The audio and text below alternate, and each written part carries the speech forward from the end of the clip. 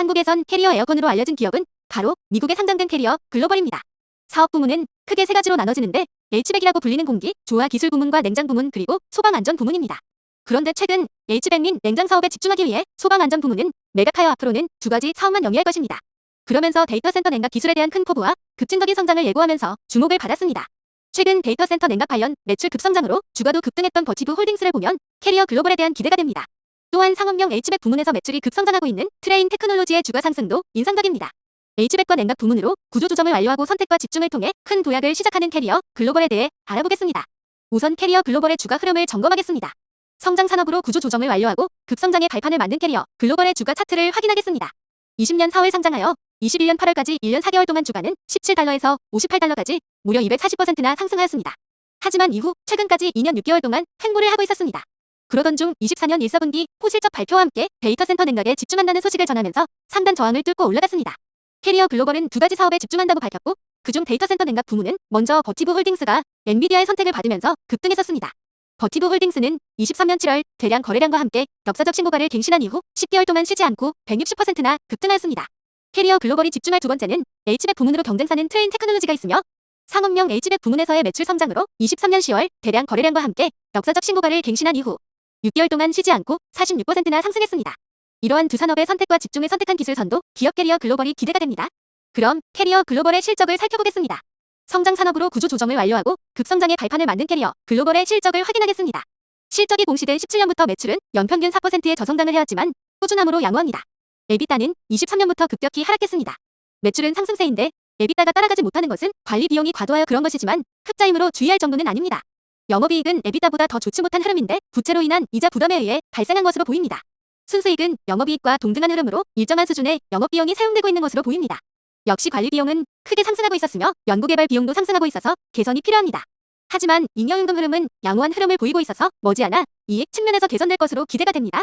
그럼 캐리어 글로벌의 마진을 확인해보겠습니다. 성장 산업으로 구조 조정을 완료하고 급성장의 발판을 만든 캐리어 글로벌의 마진을 확인하겠습니다. 매출 이익률은 28%이며 에비타 마진은 13%입니다. 영업이익률은 8%이며 순이익률은 4%입니다. 전체적으로 높지 않아 보이는데 동종업계의 기업들의 마진과 비교해보겠습니다. 현재 시가총액 높은 기업이 왼쪽으로 견고한 상승을 하고 있는 트레인 테크놀로지와 에머슨 일렉트릭이 캐리어 글로벌보다 높은 시총입니다. 다음으로는 존슨 컨트롤즈와 최근 가장 핫한 버티브 홀딩스입니다.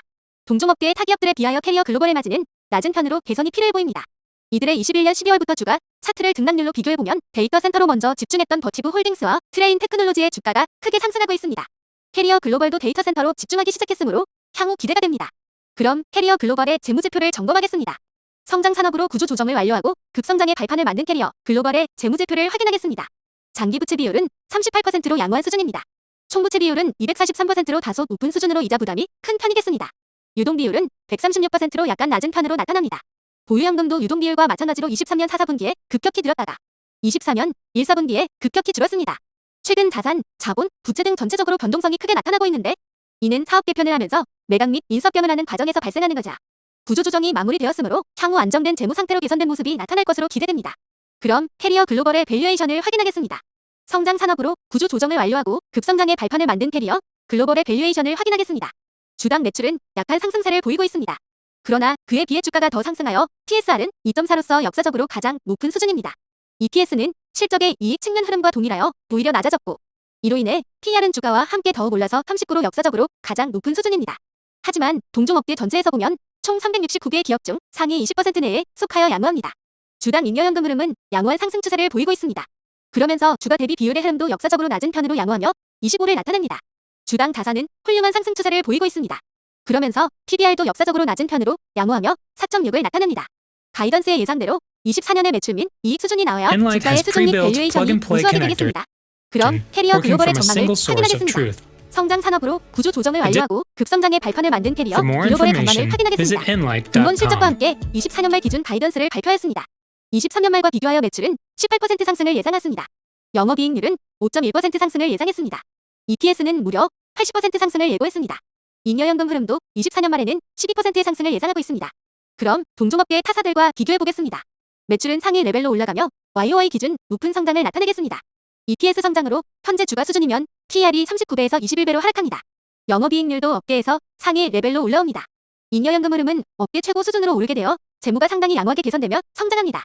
그럼 캐리어 글로벌의 점검 결과를 종합해 보겠습니다. 성장 산업으로 구조 조정을 완료하고 급성장의 발판을 만든 캐리어 글로벌의 점검 결과를 종합해 보겠습니다. 주가 차트는 컵앤 핸들로 긍정적이며 2년 6개월 만에 고점을 돌파하였습니다. 하지만 거래량이 평이한 수준에서 돌파한 점은 매우 아쉽습니다. 최근 뉴스플로우도 긍정적입니다. 특히 데이터 센터 냉각 기술을 선도하며 시장 점유율을 확대한다는 점은 주목받을 만한 점입니다. 지금까지의 실적은 약한 성장의 수준이었고 인수합병 등 일시적 비용 증가로 수익성이 약했습니다. 하지만 잉여연동 흐름이 양호한 흐름을 보이고 있어서 머지않아 이익 측면에서 개선될 것으로 기대가 됩니다. 마진은 업계 평균 대비 낮은 수준으로 개선이 필요합니다. 재무는 부채 비율이 급등하고 현금이 급감하는 다소 불안한 모습을 보였는데 일시적 비용으로 보입니다. 밸류에이션은 보통 수준으로 판단됩니다. 실적 전망은 매우 좋습니다. 전체평가는 10점 만점에 7점으로 매수가 가능하지만 주가의 상승세는 낮을 것으로 예상됩니다. 다음에 더 좋은 종목으로 찾아뵙겠습니다. 시청해주셔서 감사합니다.